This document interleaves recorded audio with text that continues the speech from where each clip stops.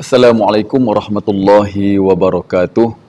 A'udzubillahi minasyaitonirrajim. Bismillahirrahmanirrahim.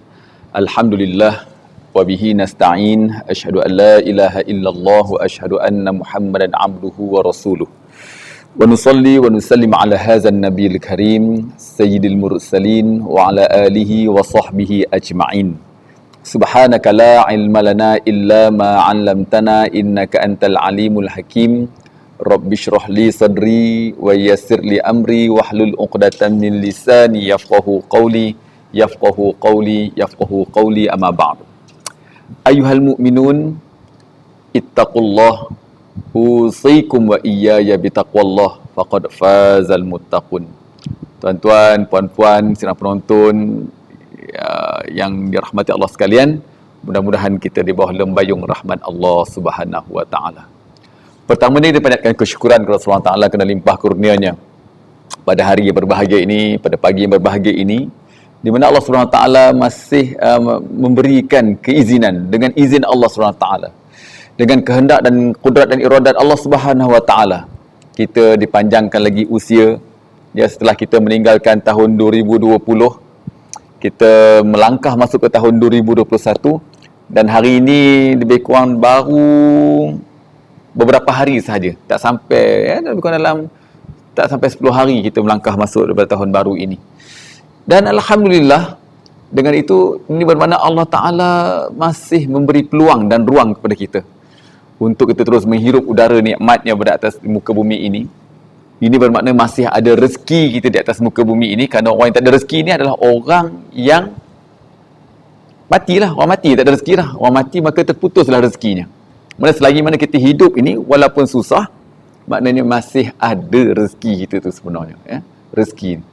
Dan kemudian di mana dengan kita dipanjangkan umur ini, sebenarnya Allah Taala hendak memberi ruang dan peluang juga kepada kita, iaitu untuk kita berpeluang untuk menggarap sebanyak mungkin, menambah amal ibadah kita, membuat bekalan menuju ke hari yaumul akhirah nanti, di hari yaumul mahsyar, ataupun bekalan untuk kita dihisap nanti, hari kiamat nanti. Dan juga Allah Ta'ala juga memberi peluang dan ruang kepada kita. Ada masa yang tinggal sisa-sisa ni, maka Allah Ta'ala bagi peluang kepada kita untuk kita mendapatkan pengampunan, memberi peluang untuk kita bertaubat, memberi peluang kepada kita untuk beristighfar, memberi peluang kepada kita untuk kita dihapuskan dosa-dosa, dengan sebab jangan sebab dosa kita itu nanti kita dicampakkan ke dalam neraka Allah, na'udzubillah min zalik, neraka Allah SWT di akhirat esok. Na'udzubillah min zalik, baik pada diri kita, baik pada ahli keluarga kita, baik pada rakan-rakan kita, baik pada semua umat Islam. Kita doakan semoga mereka diberikan maghfirah oleh Allah SWT, berikan keampunan sebelum kita bertemu ajal. Baik, tuan-tuan dan puan-puan rahmati Allah sekalian, 2020 telah pun berlalu. Ya, kita dulu mengharapkan dengan wawasan 2020, kita menunggu-nunggu detik saat tibanya tahun 2020 ni. Ramai yang telah pun menyusun tahun 2020 nak mendirikan rumah tangga, tahun 2020 nak buat satu kejutan yang luar biasa, dan tahun 2020 yang lalu kita nak buatkan sesuatu yang bermakna dalam kehidupan kita. Tapi angkuhnya, rupa-rupanya 2020 adalah bukan saja pada kita, bahkan satu dunia menghadapi penularan pandemik COVID-19 ni. Jadi jangkitan COVID-19 ni menyebabkan kita terpaksalah melakukan PKP, di kuarantin contohnya, ya. Kita pergerakan kita terbatas. Banyak event-event yang terpaksa ditangguhkan, dibatalkan. Event-event larian, event-event sukan, termasuklah majlis-majlis keramaian. Bahkan kita nak solat tarawih pun tak pernah dalam seumur hidup kita ni menghadapi suasana satu rakaat pun tak dapat kita nak sembahyang tarawih berjemaah di masjid, melainkan pada tahun 2020 lah. Tapi kita sembahyang jemaah. Hikmah ni kita sebab solat jemaah, tarawih di rumah. Sembahyang raya pun sama juga. Kita sembahyang raya di mana? Di rumah, kan. Jadi adalah anak kita lah, bapak kita lah, tok kita lah, yang membaca khutbah sembahyang raya di rumah itu. Kita bertakbir bersama keluarga. Jadi banyak satu, itulah dia kata norma baru. Norma baru sekarang ni pun masih lagi sebenarnya, walaupun hari ni dah pun masuk tahun 2021, tapi angka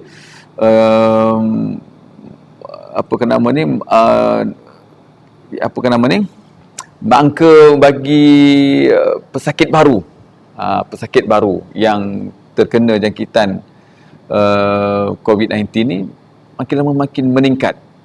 Bukan saya di kita, bahkan di Jepun hari ini dikhabarkan hampir 6,000 orang. Kita pula hari ini antara yang paling ramai, di mana pesakit baru ini mencecah 3,000 lebih. 3,000 lebih satu negara kita. Ini tak pernah jadi. Tapi inilah, wallahualam, bilakah COVID-19 ni akan reda, PKP ni akan keluar daripada kamus kehidupan kita, wallahualam. Tapi sekarang ni kita akur dengan SOP PKP yang telah pun diarahkan oleh pihak KKM. Ya tuan-tuan, akak-akak rahmati Allah sekalian. Jadi kita dah melangkah masuk tahun baru, dan dengan harapan tahun 2021 ini membawa sinar baru, dengan adanya ada negara-negara, termasuklah negara kita, telah pun dikhabarkan ada dah vaksin. Bahkan ada yang mengkhabarkan juga, insya-Allah tahun ini kita akan buka jemaah haji, tapi dengan syarat setiap jemaah haji ataupun nak buat umrah nanti kena cucuk vaksin COVID-19. Dulu kita cucuk ACYW135 kan. Jadi sekarang ni kita akan tambah lagi satu vaksin, iaitu vaksin COVID-19 yang ditanggung oleh jemaah. Itu syarat-syarat nak luluskan visa kita. Baik, insya-Allah barangkali ada yang berniat tahun depan ni kan. Tahun ni lah, tahun 2021 ni, yang mana event-event ataupun hajat-hajat dia yang tertangguh pada tahun lepas, tahun 2020, sudah pasti tahun 2021 ni barangkali mereka nak melunaskan hajat ataupun azam ataupun kehendak ataupun cita-cita masing-masing lah. Sebab apa hari ni kita nak cerita tentang muhasabah azam. Tentang muhasabah azam. Muhasabah ni apa dia? Kita nak buat postmortem lah. Kenapa gamaknya kita daripada tahun ke tahun, daripada dulu, start pada kita lahir ataupun start pada kita membayis ataupun start daripada kita balik lah. Sudah pastinya banyak kali dah setiap tahun sampai dia awal tahun, setiap kali awal tahun, akhir tahun, awal tahun kita akan membawa tahun baru, kita nak buat azam baru, kita ada semangat baru. Tapi kadang-kadang tuan-tuan kakak, apa yang kita cita-citakan, apa yang kita azamkan, apa yang kita inginkan, apa yang kita nakkan, apa yang kita impikan, apa yang kita cita-citakan, tak menjadi. Jadi kita nak tengok tang mana silapnya. Sebab apa? Manusia ni dia ada nafsu. Itulah bezanya manusia ni dengan malaikat. Kalau ikutkan malaikat dia bagi bagus, dan malaikat tu pun bagus sebab dia tak ada nafsu. Tapi kalau ada nafsu, dan kita tuan-tuan, maknanya kita, bila manusia ni ada nafsu, barulah kita dijadikan khalifah. Ja'ilun fil ardi khalifah, untuk memakmurkan bumi yang bertuah ni, alam ni, khalifah di atas muka bumi ini. Sebab manusia ini ada nafsu. Bila ada nafsu, maknanya dia ada kehendak, dia ada keinginan, dia ada kemahuan, dia ada cita-cita, dia ada benda yang dia nak create. Dia akan mewarnai alam ini. Dia nak buat pattern rumah. Sebab tu manusia ni dia suka pada warna-warni, dia suka pada keceriaan, dan setiap benda keceriaan ke, setiap benda ni benda yang abstrak, benda yang orang kata tak boleh dijangka. Dia tak boleh diukur, disukat. Sebab manusia ni ada kelebihan dan ada kelemahan. Dan setiap manusia ini ada dia punya skill masing-masing. Tak sama. Walaupun keluar daripada perut, daripada bapak dan mak yang sama, setiap adik-beradik tu, tapi setiap kita ni muka dah tentu lain ya. Tak ada mana kita dengan adik-beradik, walaupun kembar lah. Kembar pun kadang-kadang tak sama.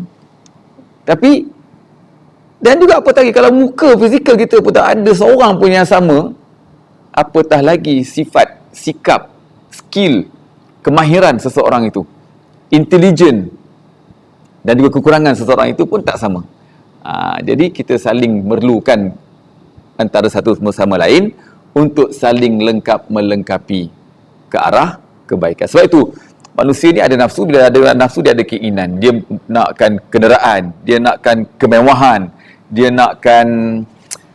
inginkan rumah yang besar, dia mahu rumah yang selesa, dia mahukan pasangan isteri yang cantik, dia mahukan suami yang handsome, dia nakkan anak-anak yang comel, yang cantik, yang pakai dia macam tu. Dia educated. Dia ada keinginan. Setiap orang ada keinginan, dan bila dia ada keinginan yang berbeza, keinginan yang berbeza, maka nampak keceriaan tu hidup tumbuh di atas muka bumi ini. Ada orang ada tanah kebun, dia nak tanam pisang, tanam cabai. Ada setengah orang tak nak tanam pisang, tanam cabai, dia nak tanam pokok durian, pokok manggis, pokok rambutan contohnya. Ada orang kata dia nak tanam pokok nyoh. Ada orang ada tanah 2-3 ekar, dia nak tanam pokok kelapa sawit. Ada orang nak buat kebun getah. Jadi setiap orang tu berbeza. Terpulang selagi mana dia mampu dan dia relevan untuk melakukan sesuatu untuk ke arah peningkatan kehidupannya ataupun kebaikan kepada diri dia, ataupun keluarga dia, ataupun kepada masyarakat, ataupun kepada agama contohnya, ataupun kepada siapa sahaja dia berada di sekeliling dia. Baik, tuan-tuan dan puan-puan rahmati Allah sekalian. Okey, kita tengok dulu. Apa maksud azam? Ramai ni yang tengah berazam ni. Yang mana yang azam dia tahu tahun lepas yang tak menjadi ni, kita tengok. Kenapa gamuk-gamuknya? Agak-agaknya. Kenapa azam kita ni tak jadi, tak menjadi? Ataupun bagaimanakah caranya untuk kita nak pastikan azam, cita-cita kita, kehendak kita ini terjadi? Okey, kita tengok. Apa maksud azam? A-Z-A-M, azam. Ada kata zaman miskin, azam, apa ke nama, ada satu dalam Badan Kebajikan Masyarakat tu, dia kata azam ni ialah, lupa lah. Okey, tengok apa maksud azam. Azam ni apa dia? Azam juga bermaksud kehendak. Saya berazam untuk meninggalkan rokok. Saya kehendak nak meninggalkan rokok contoh. Ataupun azam juga bermaksud keinginan. Saya berkeinginan nak menikah pada tahun ni. Saya berazam nak menikah pada tahun ni. Keinginan. Ataupun azam juga boleh dimaksudkan juga dengan kemahuan. Mahu. Aku mahukan sebuah kereta pada tahun ini. Aku target, aku mahu nak beli sebiji kereta tahun ni. Tahun ni, bila tak tahu, tapi aku nak, mesti ada. Loan mesti approve. Mesti ada sebiji kereta tahun ni. Aku mahu. Aku azam nak sebiji kereta, macam tu. Ataupun cita-cita. Saya bercita-cita, insya-Allah tahun ni nak buat umrah. Saya bercita-cita tahun ni nak buat haji. Saya bercita-cita tahun ini nak pergi melancong ke Korea. Saya bercita-cita. Saya berazam tahun ini. Sama juga berazam. Ataupun janji. Azam juga merupakan satu janji. Kita berjanji. Saya berazam. Saya nak belajar sungguh-sungguh. Tahun depan ni adalah tahun SPM. Jadi saya berazam. Saya berjanji nak belajar sungguh-sungguh. Saya berjanji nak study betul-betul. Saya berjanji nak habiskan semester tahun ini. Dah berapa kali dah repeat semester.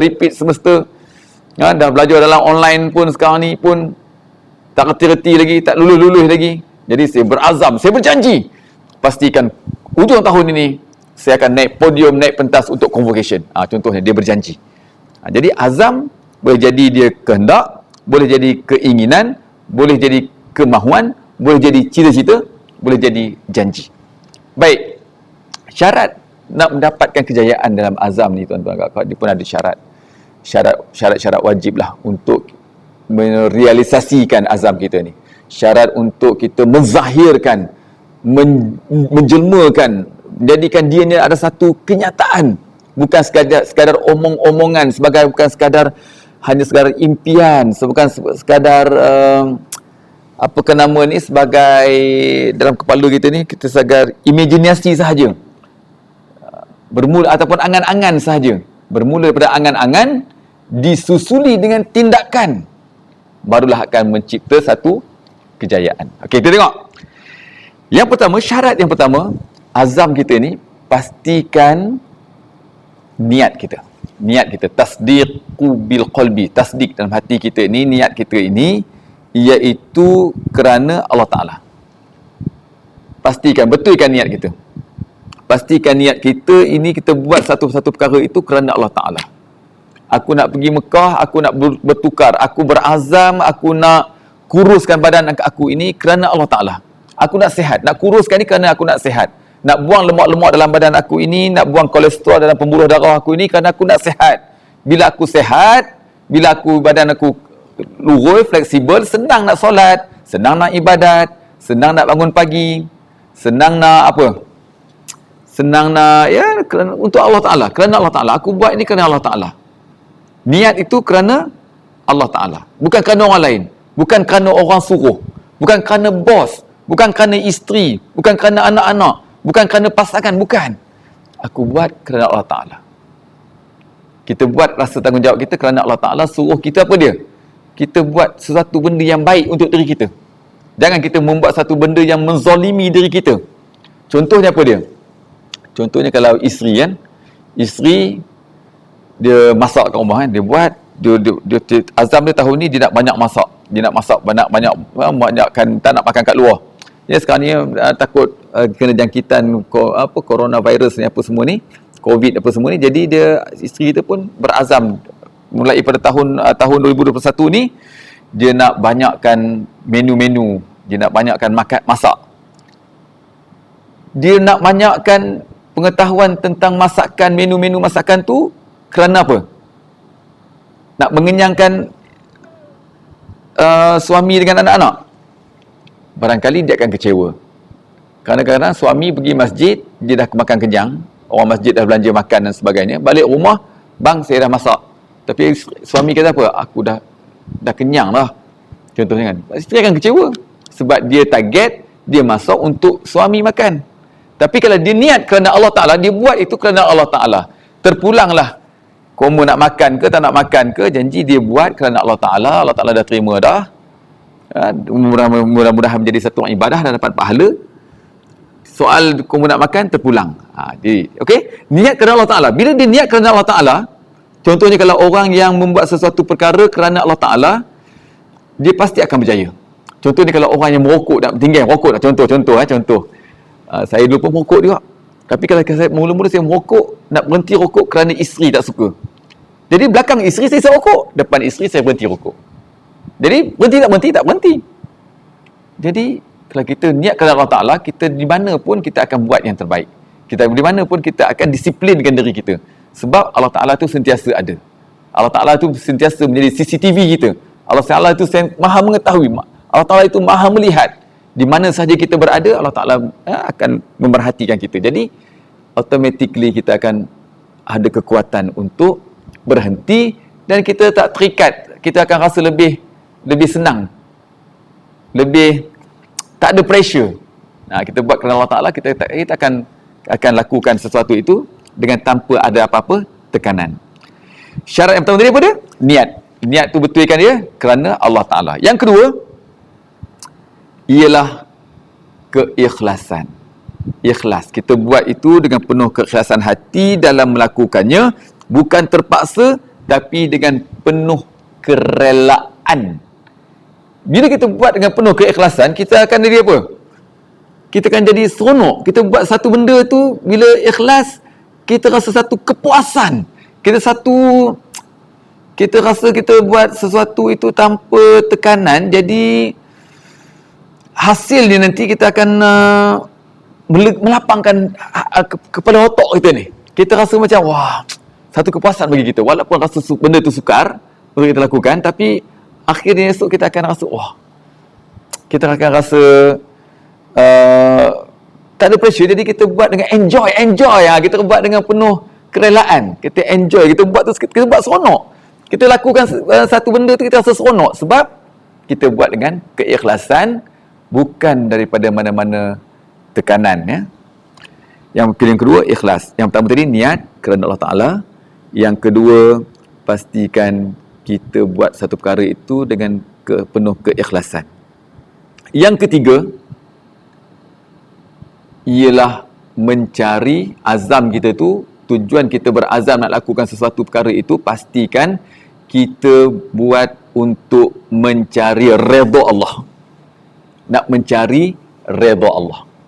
Bukan nak mencari redha manusia, bukan nak mencari, bukan kerana kita nak update dalam story, dalam post di FB ataupun di Instagram, bukan kerana kita hendak kita buat sesuatu itu kerana nak bagi tahu ke orang supaya orang like, supaya orang komen yang baik-baik, supaya kita gila puji, orang nak puji kita. Tidak. Tak lain tak bukan kita nak mencari redha Allah. Kita nak cari redha Allah, mardatillah. Bukan nak menunjuk-nunjuk, bukan nak glamour, bukan nak mengejar populariti ataupun gila like ataupun gila puji, gila komen, apatah lagi na'udzubillah sehingga menyebabkan kita ada rasa perasaan riak ataupun takjub, ujub. Kita rasa dia rasa macam aku ni, hebatnya aku ni. Dia rasa itu ujub lah tu. Dia kata aku hebat lah. Itu tak boleh, ya. Maknanya kita buat tu nak mencari redha Allah. Kalau kita mencari redha Allah, Allah Ta'ala pasti tidak akan mengecewakan kita. Tapi kalau kita mencari redha manusia, kita buat satu perkara, kita nak mencari redha manusia, nakkan like, nak orang puji, pasti kita akan kecewa. Ya, kita dijemput oleh orang datang untuk menjadi MC, contohlah saya jadi MC ataupun jadi jadi penceramah ataupun menjadi pembaca doa. Kita tengok sebelum nak pergi event tu, nak pergi majlis tu, sebelum event tu nak berlaku, tuan rumah ataupun owner event tu 10 kali kejap telefon, ustaz kat mana? Saya on the way. Kita 10 kali kejap telefon. 5 minit lagi orang telefon. Ustaz kat mana? Dah sampai belum? Tapi lepas aja kita baca doa ataupun lepas aja event selesai, ucap terima kasih pun ni dok. Contoh ataupun at least jemput makan. Kita nak orang jemput lepas kita baca doa, orang semua makan apa semua. Tempat kita nak untuk makan pun tak ada. Jadi tuan-tuan, kalau kita nak mencari redha manusia, barangkali manusia akan lupa untuk berterima kasih kepada kita. Tetapi kalau kita mencari redha Allah Ta'ala tidak akan melupai setiap apa yang kita lakukan. Dengan syarat kita buat tadi apa dia? Niatkan Allah Ta'ala dengan penuh keikhlasan. Dan yang ketiga, untuk mencari redha Allah, mencari mardatillah, mencari redha Allah. Yang keempat, azam kita itu, nakkan azam yang kita berjaya, syarat yang keempat untuk azam kita berjaya ialah tentukan hala tuju, matlamat ataupun objektif. Kita buat satu-satu tu, kita letakkan satu goal, satu target di hadapan kita tu. Pastikan kita ada sasaran, target, supaya senang kita fokus. Boleh kita fokus supaya kita tidak melencong ataupun kita tidak lalai. Tapi kita ada target kita. Kita move forward, kita look forward, kita keep going, kita teruskan. Kita ada matlamat kita. Contohnya, kalau kata tahun ni dia target nak berniaga kan. Contohnya ada sahabat kita tu nak berniaga burger kan, dia burger. Maklumlah sekarang ni mesti PKP, jadi banyak income tersekat, tersangkut, tak boleh ini, tak boleh, tak dapat, dah tertutup sikit lah pintu rezeki dia. Jadi dia buka pintu rezeki yang baru, dia pun beli gerai burger. Dia kena target, dia mesti ada goal. Contohnya setiap hari contohnya dia mesti target paling kurang 20 biji burger kena sold out. Dia mesti buka start daripada lepas maghrib, katakanlah 7.30, pastikan dia target mesti pukul sampai pukul 12. Ikut PKP lah, kalau PKP kata pukul 10, pukul 10 lah close, tutup. Jadi tapi walau bagaimanapun dia target, dia mesti ada target. Kalau hari ini dia hanya boleh jual 15 saja, mana dia hutang 5. Mana 5 tu macam mana cara dia nak jual? Dia kena kreatif. Dia kena ada usaha lain yang lain. Barangkali dia kena viralkan dalam mudah.com ke, dia kena viralkan dalam FB ke, dalam ipoh-ipoh haja ke, dalam macam-macam lah. Sekarang ni boleh buat marketing online dan sebagainya. Dia kena cara macam tu. Dia kena dia sediakan perkhidmatan COD dan sebagainya. Jadi Dia bila dia ada target, dia ada goal, dia ada matlamat, dia ada objektif, jadi dia akan lebih kreatif. Berbeza dengan orang yang tak buka pun tak apa, kalau buka pun tak apa, 5 biji jual pun tak apa, dapat 10 pun okey, 20 lagi okey, susah. Jadi dia kena ada target, dia kena ada goal, dan dia kena ada buat satu tanda aras dia untuk menentukan kejayaan dia setiap hari. Okey, dia mesti ada hala tuju. Azam tu kena ada hala tuju, ada matlamat, ada objektif dan tujuan. Yang kelima, syarat yang kelima, yang keempat kan. Jadi yang kelima, perkara yang azam tu adalah satu perkara yang masuk akal. Yang logik, yang boleh dilakukan, yang relevan, yang rasional. Satu benda tu, jangan buat benda yang tak rasional, mana maunya. Dia bercita-cita azam aku nak pergi menawan Gunung Everest pada bulan 6 ni. Macam tak logik. Dengan tak ada trainingnya, dengan tak ada persediaannya. Cari benda yang logik yang dia boleh lakukan.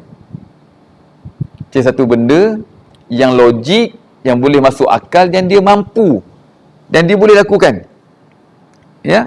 Perkara yang dia mampu lakukan, yang rasional, bukan benda yang mustahil. Nak pergi ke bulan lah, nak pergi ke bintang, itu merepek namanya. Ataupun dia kata tahun depan dia nak beli, dia nak kereta baru. Okey, itu logik. Tapi dalam keadaan dia yang sekarang ni, kerja pun tak ada, tapi target kereta Ferrari, target nak kereta Mercedes E350 contohnya. Wah, yang baru. Kan second hand tu barangkali boleh lah kan, tapi nak kereta yang mewah contohnya. Orang kata apa dia? Biar ukur baju di badan sendiri. Maknanya ukur daripada kemampuan kita. Okey, yang kelima maknanya kita mampu, dan juga benda yang kita nak lakukan itulah benda yang logik, yang rasional. Benda yang masuk akal untuk kita lakukan, bukan benda yang mustahil. Yang keenam, yang tidak bertentangan dengan syarak. Yang keenam ialah perkara itu, setiap perkara yang kita lakukan itu adalah yang tidak bertentangan dengan syarak. Contohnya kalau orang tu ada berazam apa dia? Tahun ini azam aku ialah aku nak upgrade jenayah aku.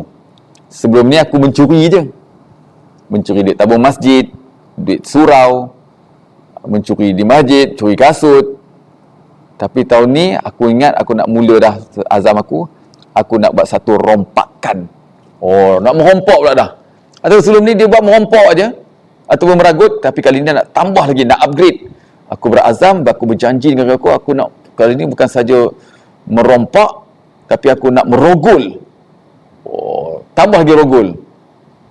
Ataupun sebelum ni dia merogol dan juga merompak, dia nak tambah lagi membunuh.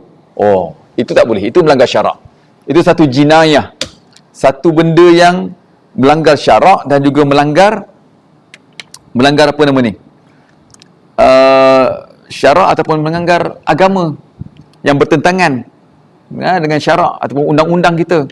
Ataupun dia kata, tahun ni aku ingat nak masuk pertandingan Ratu Cantik lah, jadi aku daripada bertudung aku nak free hair. Tak boleh tu. Tak boleh lah.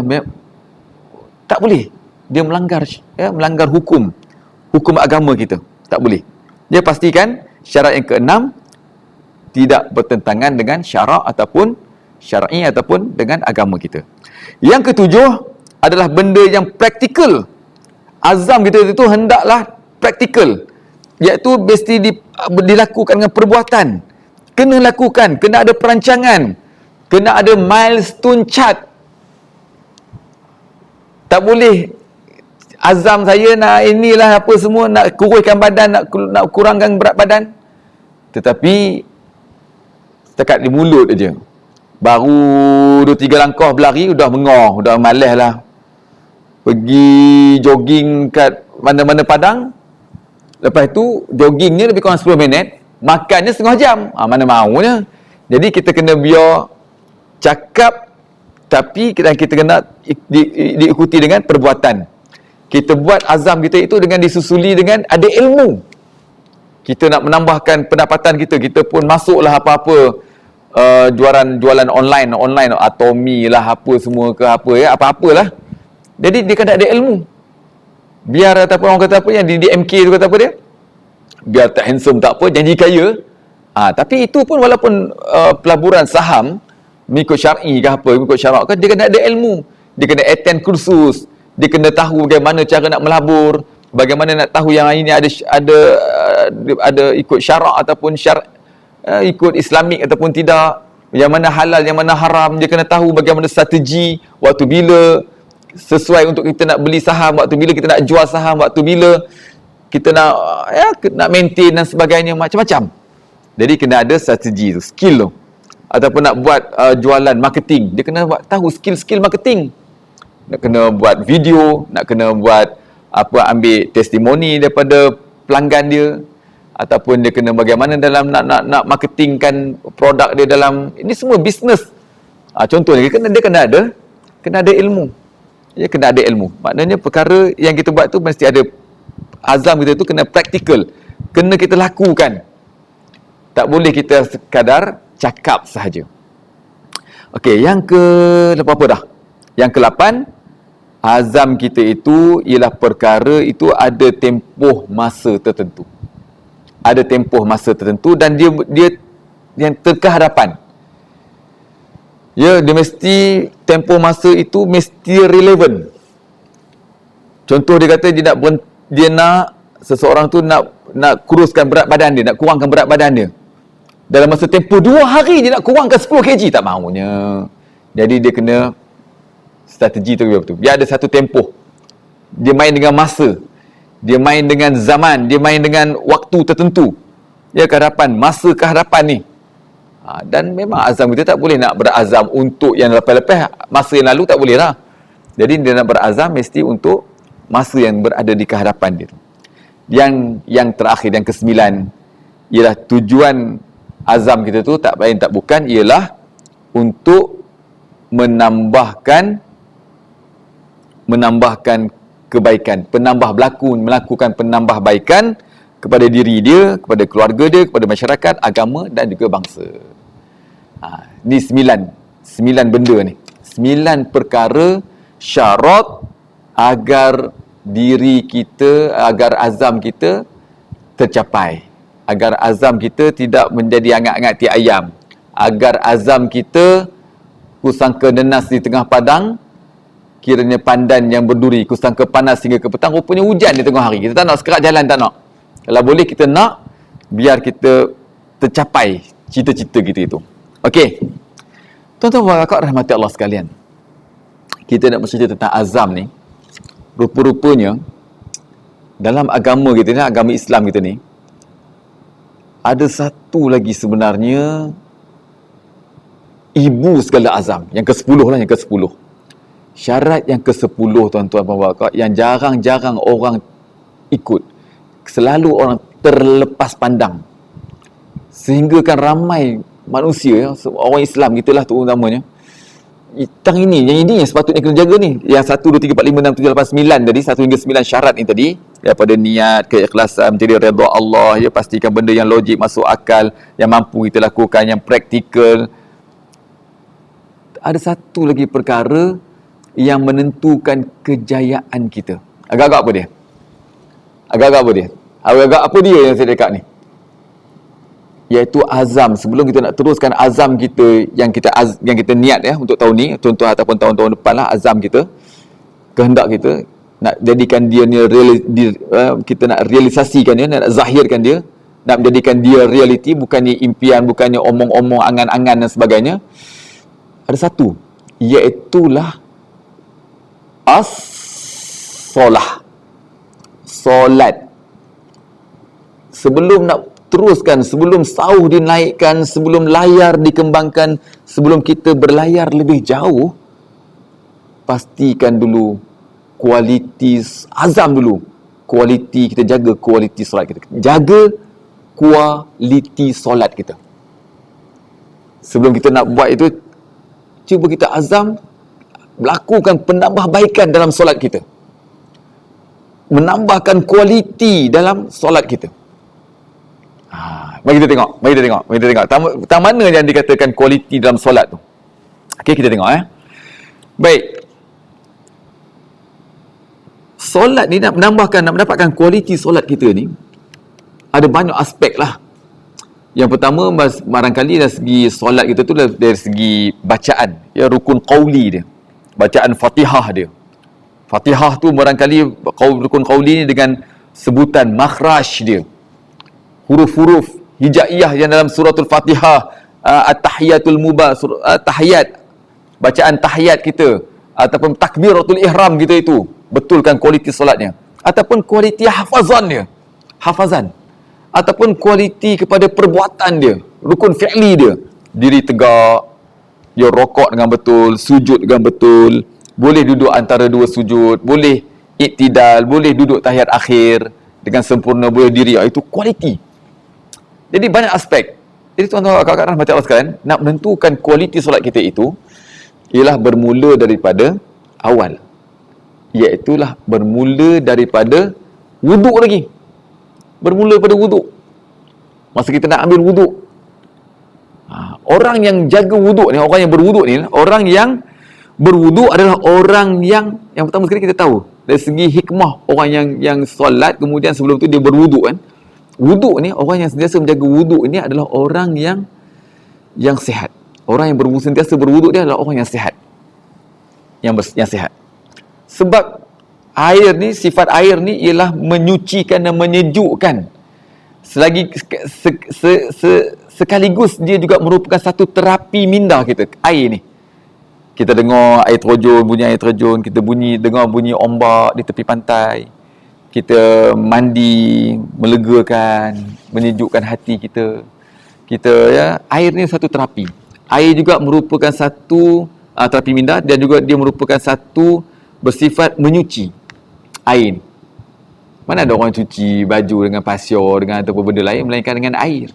Ya, air. Nak cuci memang sifat air dia menyuci. Jadi orang yang berwuduk ni, dia sentiasa sihat sebab dia sentiasa menyuci. Menyuci anggota-anggota wuduk. Muka. Di muka ni ada apa? Ada mata, hidung, mulut, muka, tangan, kepala. Kepala ni ada apa? Kepala ni adalah tempat ubun-ubun kita. Adanya dalam kepala ni ada otak kita. Kemudian kedua belah telinga, kemudian kaki.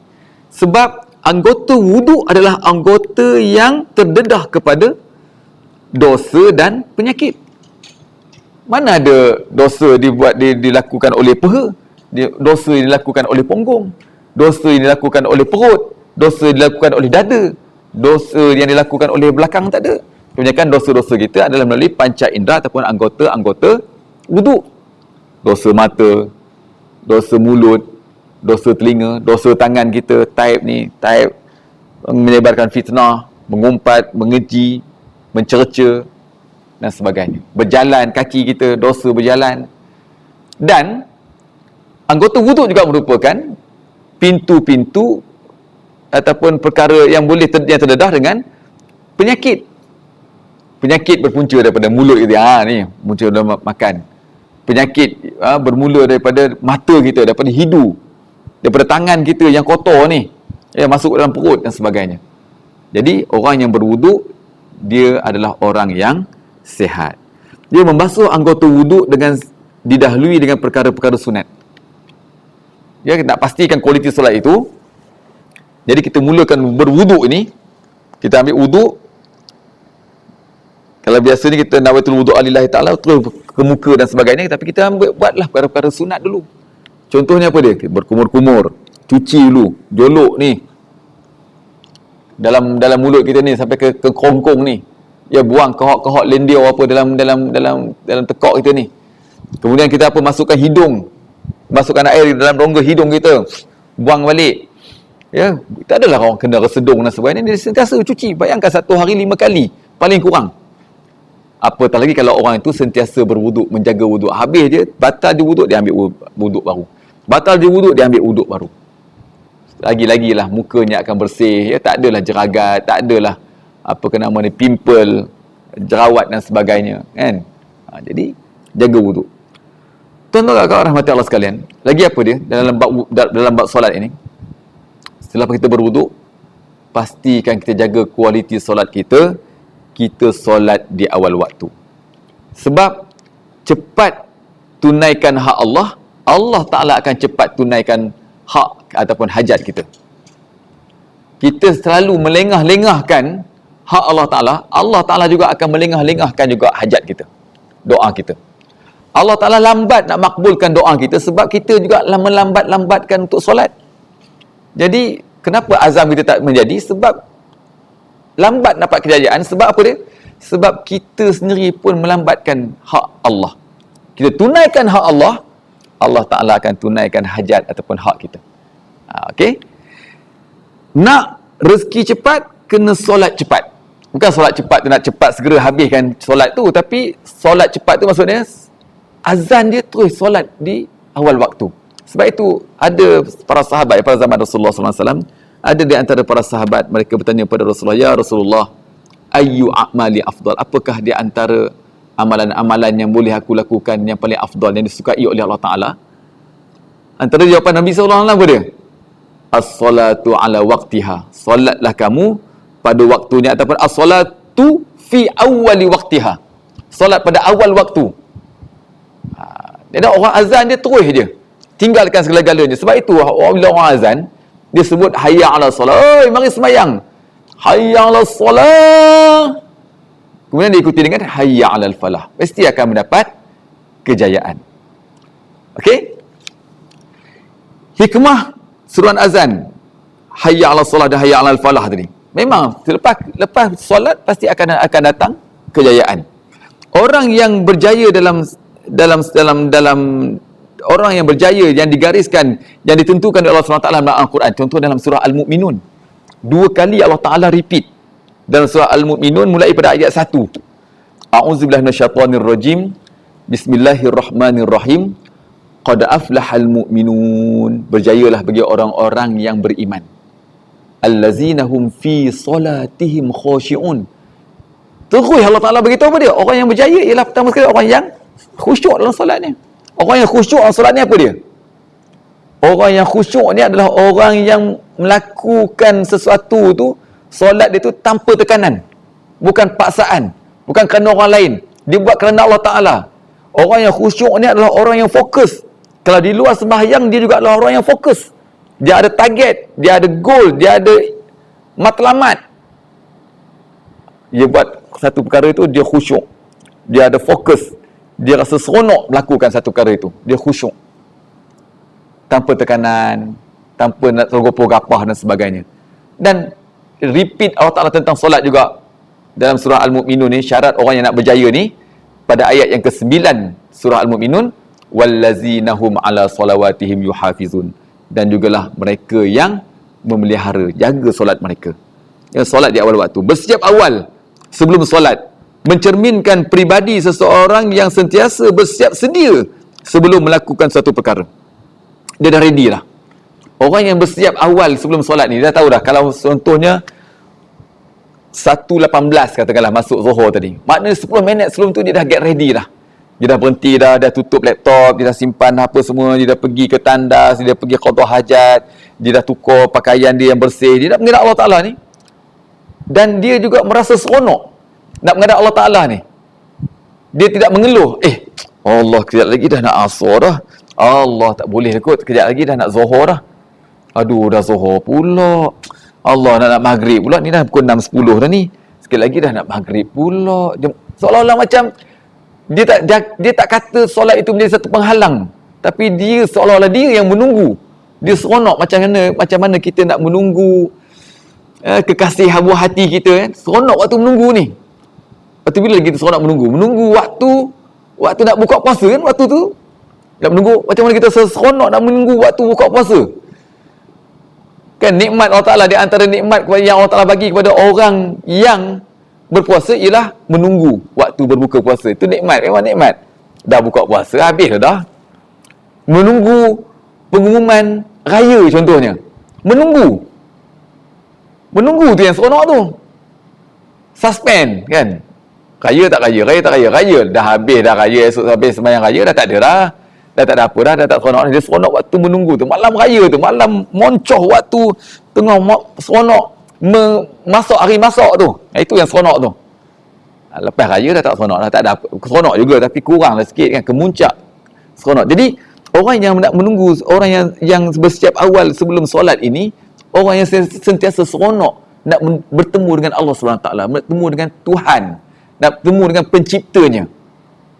Jadi dia seolah-olah macam dia berdating dengan Allah Ta'ala. Dia tahu satu hari dia nak jumpa 5 kali.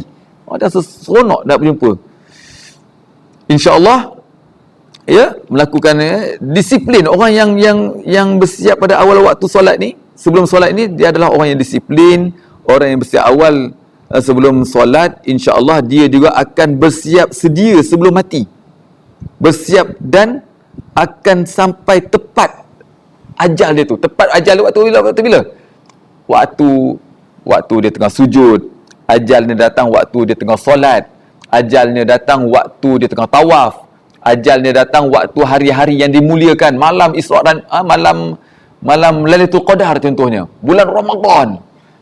Dia mendapat ajal tu waktu dia betul-betul dia lepas taubat, lepas dia tengah qiyamul lail contohnya. Dan dia tahu preparation kan. Tentang kau pernah tak biasa kita dengar ada tok-tok kita dulu kan, dia sakit, duduk dia tanya, hari ni hari apa? Hari ni hari Jumaat. Oh, hari Jumaat dah ya. Bila gamaknya lambat lagi hari Isnin. Contoh ataupun lambat lagi lah gampak kayanya. Dia seolah-olah macam tahu hari-hari dia nak meninggal tu. Sampai dia hari dia nak meninggal tu tanya, jam ke berapa dah? Sekarang ni baru pukul 6 suku tu.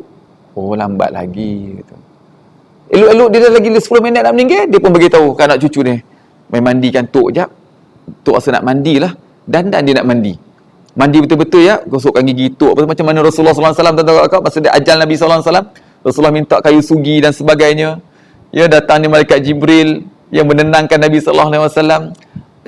Ya, walaupun kita bukan Nabi, tapi insya-Allah orang yang jaga solat ni Allah Ta'ala juga akan memberi alamat tentang dia ada preparation ni untuk dia bertemu dengan Allah Ta'ala. Sebab dia dah sebelum ini sepanjang hidup dia buat preparation untuk bertemu Allah setiap kali solat. Dan tak mustahil, insya-Allah Allah Ta'ala juga akan memberi peluang untuk dia membuat preparation sebelum dia bertemu betul-betul buat kali terakhir dengan Allah Ta'ala di atas muka bumi ini, waktu ajal dia.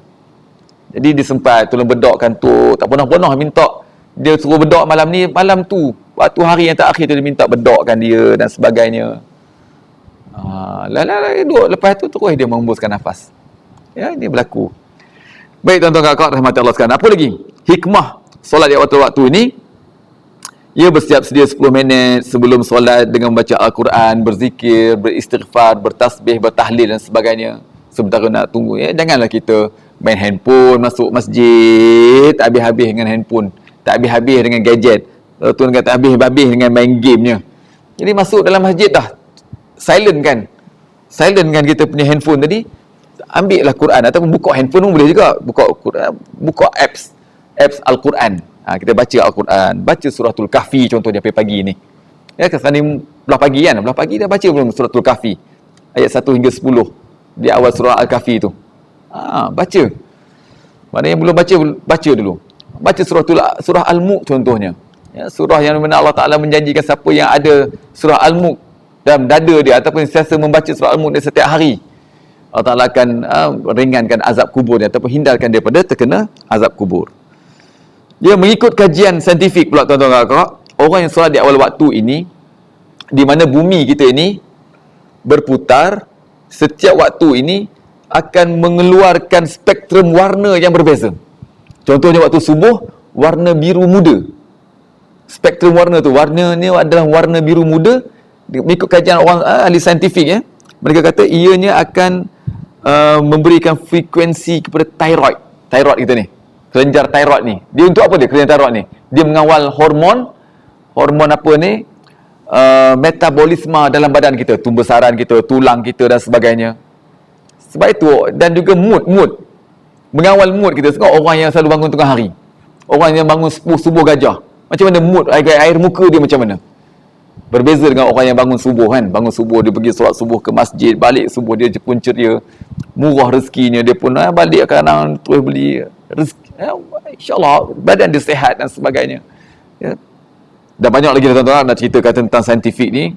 Nanti kita akan buat satu lagi lah tentang hikmah-hikmah. Dan juga waktu-waktu solat ni, ya, setiap detik rupanya, setiap detik, setiap saat bumi ni berputar, rupanya setiap detik, setiap saat laungan azan ni berkumandang ke udara dalam air, di alam kita, di atas muka bumi ini. Sekarang ni pukul berapa ni? Sekarang ni mungkin di Ipoh mungkin tak azan ni, pukul 6.17 petang ni. Tetapi dia mungkin akan azan sekarang ni berlaku di mana? Mungkin di Aceh, mungkin di Pakistan, ataupun di Afghanistan, di sebelah sana lah ni. Sekarang ni penggunaan azan, aku nak berputar sikit, aku nak pergi ke India, aku nak pergi ke Iran, kemudian pergi ke Syria, kemudian pergi ke Yaman lah, macam tu. Dia pusing-pusing kan. Jadi tuan-tuan akak nak beritahu apa dia? Jaga solat. Sebagaimana cerita tentang Nabi Ibrahim AS kan? Nabi Ibrahim, siapa yang tak kenal Nabi Ibrahim? Dipendekkan ceritalah, Nabi Ibrahim dapat anak, iaitu Nabi Ismail, dengan isteri keduanya iaitu Siti Hajar. Seronoknya Nabi Ibrahim kerana 90 tahun kahwin dengan Siti Sarah tak ada anak. Jadi Siti Sarah kata tak apalah bang, kahwinlah seorang lagi kerana abang nakkan zuriat. Kahwinlah Nabi Ibrahim dengan Siti Hajar. Kahwin dapat anak, seronok. Ya Allah, seronoknya berapa puluh tahun kahwin tak dapat anak, tiba-tiba dapat anak puluh tahun, bukan 2-3 tahun, puluh tahun. Seronok tak sangka ni, tiba-tiba Allah Ta'ala takdirkan, Allah Ta'ala wahyukan, bagi perintah kepada Nabi Ibrahim, bawa Hajar dengan anak Nabi Ismail ni letak di tempat yang gersang. Tempat yang gersang itu di Mekah lah, Mekah sekarang ni kan. Masa itu tempat itu memang gersang. Satu lembah yang tidak ada air, tak ada makhluk apa pun tak ada. Yang ada makhluk pasir dan batu, itu aja. Dog pun tak ada, binatang apa pun tak ada. Waktu itu bayangkan Nabi Ibrahim suruh tinggalkan pula di situ. Nabi Ibrahim kena diarahkan, diperintahkan oleh Allah Ta'ala untuk balik ke Syria, balik semula ke Syam. Yang Siti Hajar ni ikut dari belakang, bang nak ke mana? Yang Nabi Ibrahim tak keluar kata-kata pun. Nabi Ibrahim jalan lagi ke depan. Nabi kata, kamu tinggal di sini. Nabi Ibrahim kata Siti Hajar dengan Nabi Ismail, kamu dengan anak tinggal kat sini. Nabi Ibrahim jalan, teruskan perjalanan, ikut lagi Nabi Siti Hajar ikut dari belakang lagi. Aku kata, kamu tinggal di sini, kata Nabi Ibrahim kata lagi. Jadi Siti Hajar pun tanya, bang, nak tanya, boleh tak? Adakah abang nak tinggalkan kami ini adalah perintah Allah? Nabi Ibrahim kata pada, iya, memang perintah Allah. Siti Hajar terus sambung, kalau perintah Allah, cakap awal-awal bang, kalau perintah Allah, no problem. Saya yakin, walaupun abang tinggalkan kami dekat sini, tapi kalau perintah Allah, abang don't worry, abang jangan takut. Sebenarnya Nabi Ibrahim berat hati nak tinggalkan Siti Hajar dengan Nabi Ismail. Kemudian apa? Nabi Ibrahim pun mengangkat tangan tinggi-tinggi, berdoa, Rabbi ja'alni muqimas salati wa min zurriyyati. Antara doa Nabi Ibrahim. Banyak lagi doa-doa yang lain.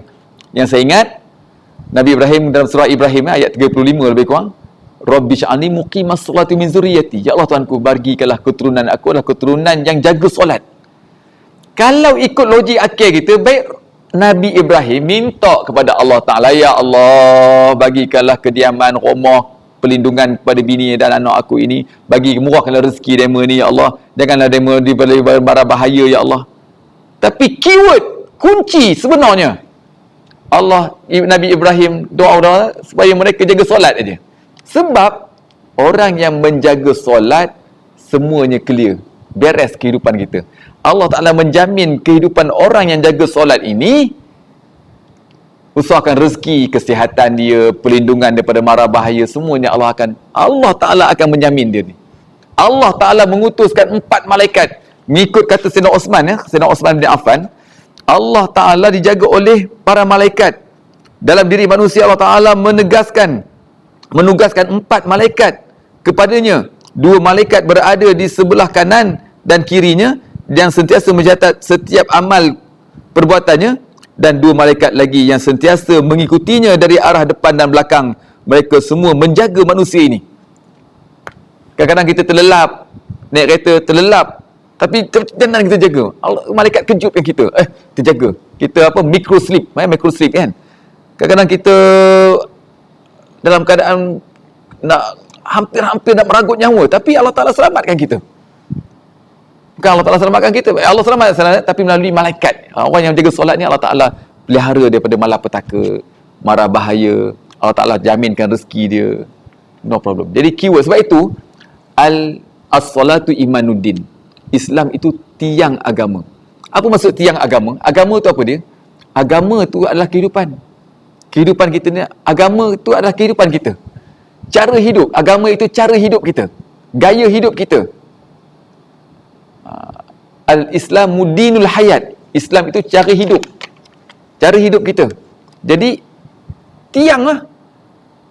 Walaupun seseorang itu mendapat kejayaan yang luar biasa, dia ada PhD, ada master, dia kaya dan sebagainya, tapi orang tak solat, langsung tak ada apa-apa. Bagi sisi Allah Ta'ala, dia ni zero, tak ada apa-apa.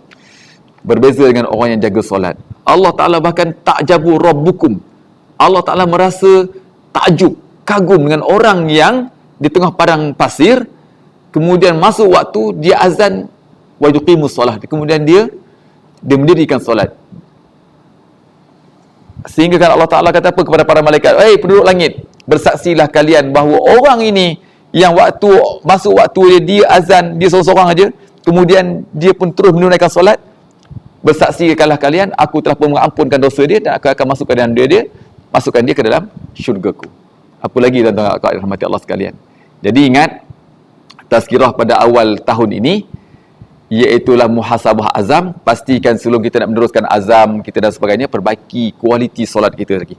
Ya, kualiti solat kita, pastikan kita solat di awal waktu, ditambahkan pula dengan aksesori yang lain, iaitu tambahkan lagi amalan-amalan solat sunat, qiyamul lail, tahajud, taubat, solat hajat, solat apa saja, solat sunat, qabliyah, ba'diyah, solat sunat duha dan sebagainya. InsyaAllah semoga Allah Ta'ala memberikan kejayaan kepada diri kita. InsyaAllah 2021 kita doakan semoga kita mendapat kejayaan yang cemerlang. Bukan saja cemerlang pada diri kita, tapi cemerlang pada agama dan cemerlang juga di sisi Allah SWT. Wallahu a'lam. Yang baik itu daripada Allah SWT, yang buruk juga daripada Allah SWT, tapi melalui kelemahan diri saya sendiri. Tingkatkan prestasi, kurangkan kontroversi, tunaikan amanah seikhlas hati agar rezeki kita diberkati, hidup kita diredai. Semoga kita bertemu di jannah nanti. Ila liqa, ma'assalamah, wabillahi taufiq wal hidayah. Wassalamualaikum warahmatullahi wabarakatuh. Daun selasih ubi kayu. Terima kasih, thank you.